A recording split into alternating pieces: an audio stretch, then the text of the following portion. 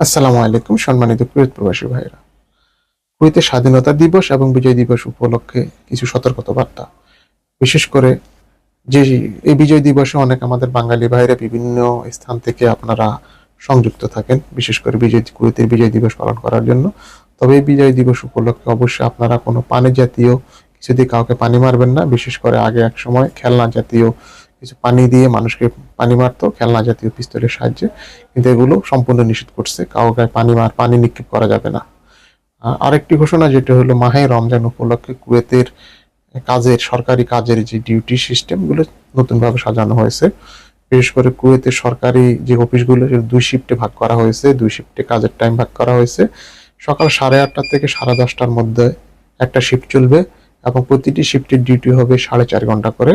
আর একটা শিফট চালু হবে 6:45 থেকে। ওটাও 4.5 ঘন্টা তাদের ডিউটি শিফট চলমান থাকবে। ভালো থাকবেন। ভিডিওটি ভালো লাগলে লাইক করবেন, শেয়ার করবেন এবং আমাকে ফলো দিয়ে রাখবেন।